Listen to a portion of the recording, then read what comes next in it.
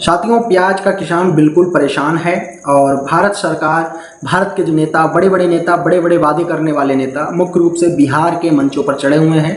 उन्हें सिर्फ इसमें भारत की जनता नहीं दिख रही है, भारत के किसान नहीं दिख रहे हैं, भारत के प्याज किसान तो बिल्कुल दिख ही नहीं रहे हैं। उनको दिख रहा है सिर्फ भारत का वोट बैंक, मुख्य रूप से बिहार का वोट बैंक।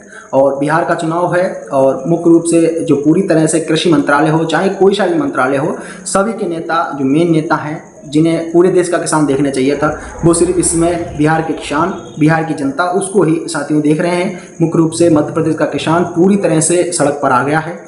शाजापुर के किसानों ने साथियों प्याज के रेट के खिलाफ प्रोटेस्ट किया है। महाराष्ट्र के किसान भी साथियों करने वाले हैं। कर्नाटक के किसान भी परेशान हैं। तो मुख्य रूप से बेंगलोर की अगर मंडी देख लीजिए, उसमें भी आवकें कम हुई हैं, इंदौर में भी कम हुई हैं, शाजापुर में भी कम हुई हैं और साथियों दिल्ली मार्केट में भी कम हुई हैं। और मुख्य रूप से नासिक मंडी भी, यहाँ पर प्याज की आवकें बहुत ज़्यादा कम हुई हैं उसमें। तो यहाँ पर आपको बताते चलें कि तेज़ी है किन मुद्दों पर प्याज में अभी देखने को मिल सकती है। हालांकि अभी जो ढाका के व्यापारी हैं, उनसे मैंने अगर वार्ता की है तो वो मैं साथियों आपको बात बताता चलूँ। उनके अनुसार आपको बताते चलें तेज़ी है वो भारत के अंदर कब देखने को मिल सकती है। हालांकि वो बहुत बड़े व्यापारी हैं, लगातार 5 से 10 वर्षों से यहाँ पर जो व्यापार है वो प्याज का बांग्लादेश के अंदर, मुख्य रूप से ढाका के अंदर कर रहे हैं।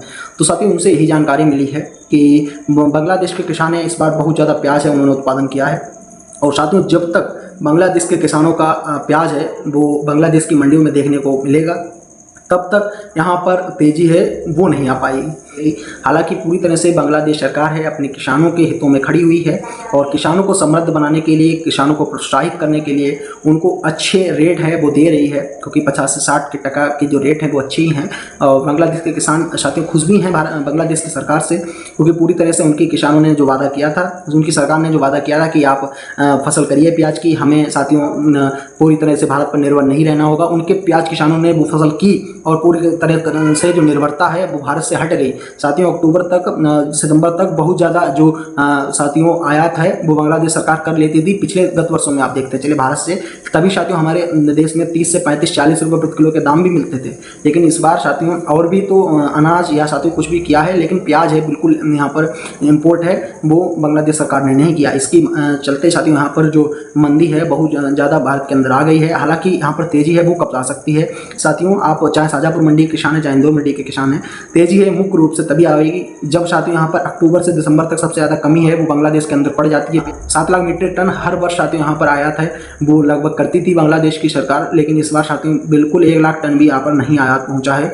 तो इसका मुख्य कारण ये कि वहाँ के किसानों ने अच्छा उत्पादन किया, जिसकी वजह से यहाँ पर जो उन्होंने प्याज हमसे लिया नहीं, इसके चलते यहाँ पर पूरी तरह से जो मार्केट है वो गिर गई। और हालांकि यहाँ पर तेज़ी है वो अक्टूबर में देखने को मिल सकती है। और अगर आपका डैमेज प्याज हो रहा है तो आप साथियों विक्रय कर सकते हैं। धन्यवाद साथियों, कल मिलते हैं शाजापुर के नए भाव के साथ, नई जानकारी के साथ।